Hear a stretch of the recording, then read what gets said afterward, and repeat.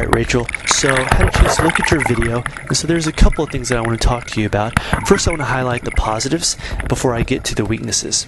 So as far as the positives go, as I've said before, you have great body position. As you can tell right now, your hips are on top of the water. Nice streamlined position.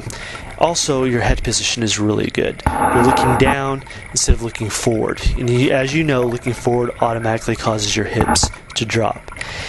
The last thing I notice, and that you can see right now, is that you have really good hip rotation. Every time that arm enters in for that first phase of your stroke, which is the catch, you kind of glide out there and you can see your hips are moving from side to side. Perfect. So I really want you to be confident and optimistic about your swim stroke and really be confident about 2012.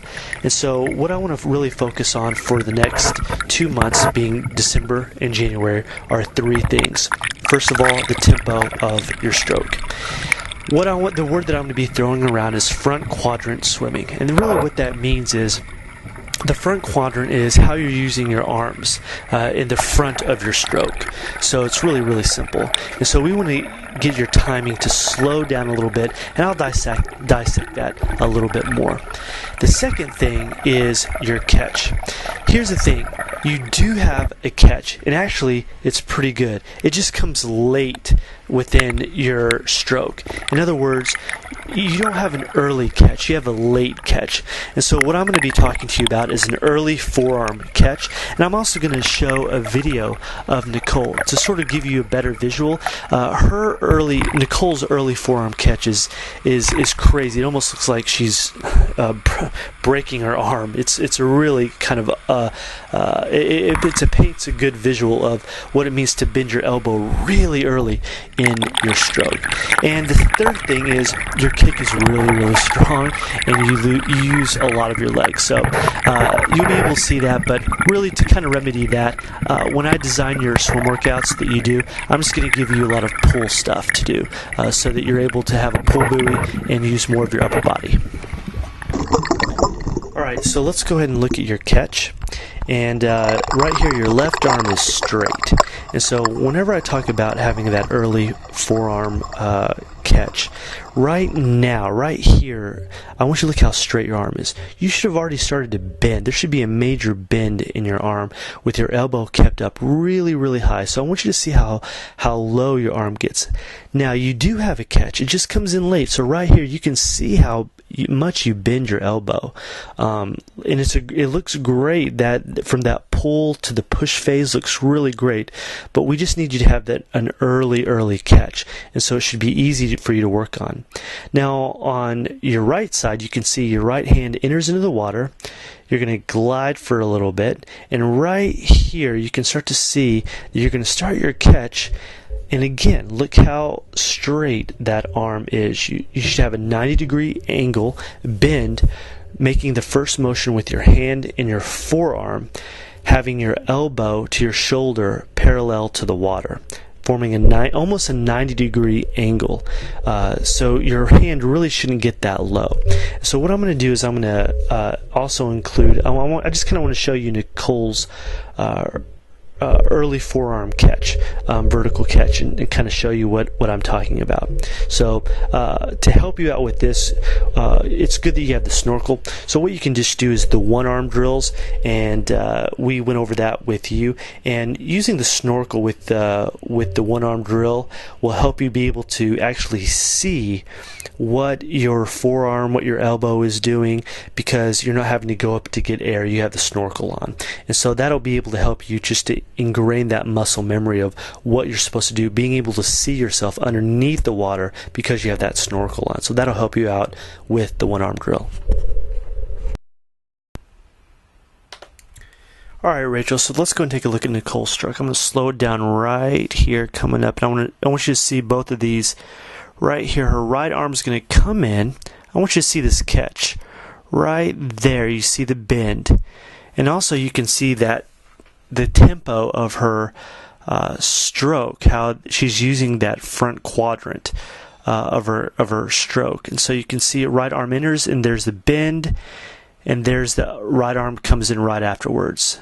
Left arm comes in, there's a bend, 90-degree angle, and quickly, right as she catches, that opposite arm comes diving into the water. And again, that's what I'm talking about when I talk about that both the front quadrant swimming, where you get your tempo such that as soon as you start your catch, that opposite arm is coming into the water, and two, understanding what that early forearm vertical catch, what that looks like. You see that early bend in her elbow, and so that's what I'm talking about. So hopefully this visual helps you out.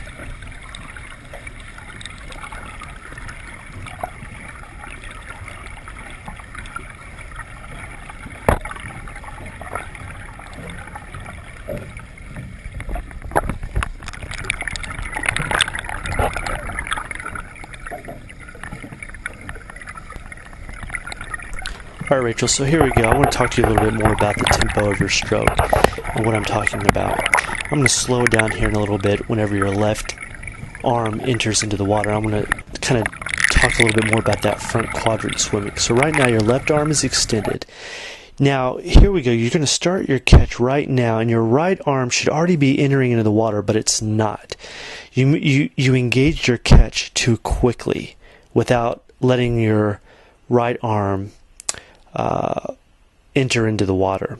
And so now your left hand is going to come below you, right underneath your head, and there you can see your right arm finally entering into the water. So what I'm talking about is you engage your catch too quickly, just a little bit too quickly. And so as you see, now we're going to look at the other side. So now from the angle of your right arm entering in the water, your left arm is now going to start its recovery phase. And look at your right arm. It's already started to move down into the catch position. And right now your left hand should be entering in the water.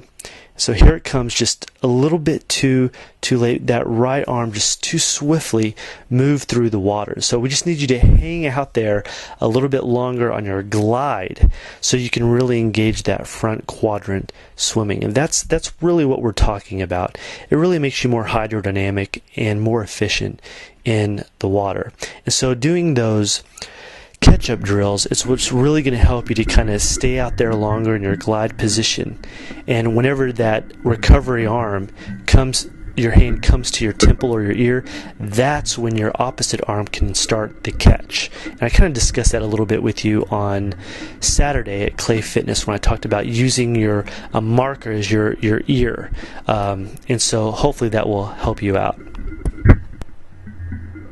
Alright, Rachel, so great job. Hopefully you can better understand what I'm talking about when I talk about your tempo, needing to really slow down and really understand what I mean by front quadrant swimming.